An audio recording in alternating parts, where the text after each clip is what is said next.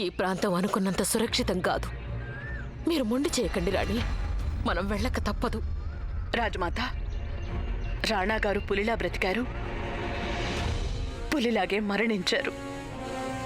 ఆయన నాతో చెప్పారు, ధైర్యవంతుడు ఒక్కసారే చస్తాడు, పిరికివాడు ప్రతిక్షణం చస్తూనే ఉంటాడని. మీరేం కోరుకుంటున్నారు? రాణా ఇంద్రవదన్ సింగ్ దేవి గారి భార్య రాణి గాయత్రీదేవి తనకి పుట్టబోయే బిడ్డ ప్రతిక్షణం చావాలనా? పిరికివారిలా బ్రతకాలనా? లేదు రాజమాత, ఆమీర్ కోట్ నా ఇల్లు. నేను నా ఇంటిని విడిచి ఎక్కడికి వెళ్ళను. రాణి గాయత్రి పిరికిది కాదు, అలాగే తనకు పుట్టబోయే సంతానం కూడా పిరికివారు కాదు. కానీ మనం ఆమీర్ కోట్లో ఎక్కడికని వెళతాం? ఏ మట్టి అయితే తన తండ్రిని తయారు చేసిందో అదే మట్టి తనకు కూడా కాపు కాస్తుంది. రాజమాత, ఆమీర్ కోట్లో ఓ చోటు ఉంది. అక్కడ మనకు శత్రువులు పెడితే ఏమాత్రం ఉండదు. నన్ను నమ్మండి. రాణి,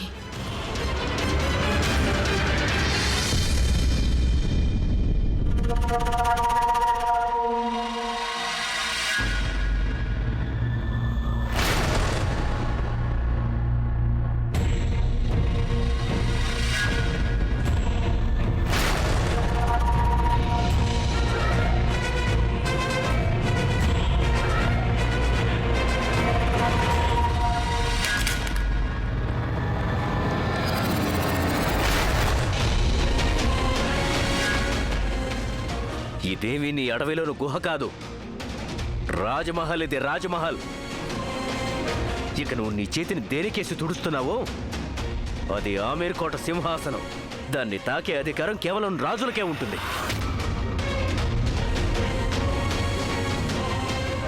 ఏంటలా ఉరిమి చూస్తున్నావు? మాకు తెలుసు నువ్వు బలవంతుడు అని. అన్నీ వానర చేస్తలే. కోతులు ఆడించేవాణ్ణి కోతులు గుడ్లప్పకించి చూడకూడదు. లేచి నిలబడవు.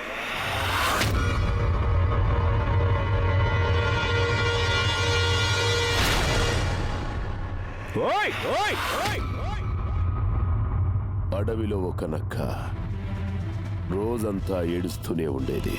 అదేంటో కానీ రాజమహల్లో కూడా ఒక నక్క ఏడుస్తూ ఉంది. నువ్వెవరితో మాట్లాడుతున్నావు నీకు అర్థమవుతుందా? రాజులం మేము, రాజులం. అడవిలో ఒకే నీతుంటుంది. ఎవరు వేటాడుతారో ఆహారం వాడే తింటాడు. నువ్వు వేటాడావా? ఇది అడవి కాదు, ఆమీర్ కోటిదే. ఈ నాగా ఎక్కడ అడుగు పెడతాడో ఆ చోటు అడవిలా మారిపోతుంది. ఈ కుర్చీ కావాలి కదా? అయితే ఈ నాగాన్ని ఓడించాల్సి ఉంటుంది. ఓడిస్తావా?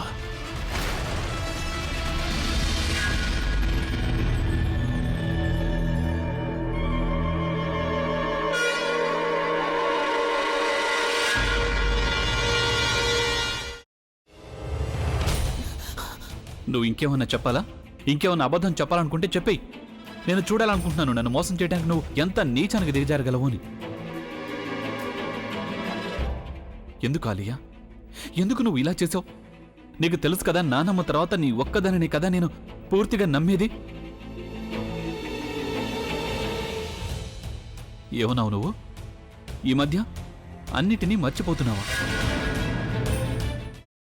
అది చాలు. వాటిలో ఉన్న శక్తి విషయాన్ని గ్రహించి మనకు వివరిస్తాయి.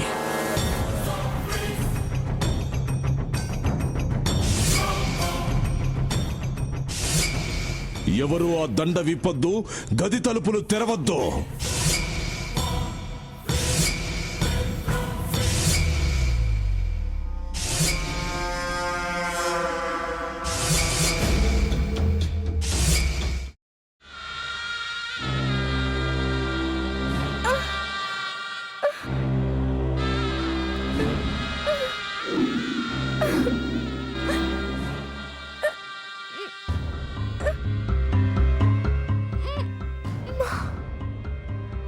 బాబాయ్, వద్దు బాబాయ్, నేను చేయొద్దు బాబాయ్, ప్లీజ్ బాబాయ్.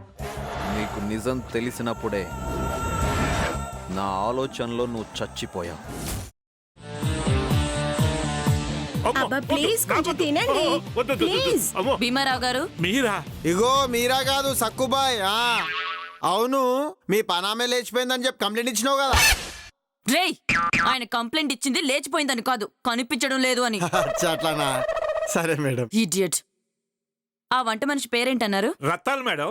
ఏం పెద్ద మంచి, నీ వంట మంచిని కూడా మేడం అని పిలుస్తావా? రేయ్ హాఫ్ బ్రెయిన్,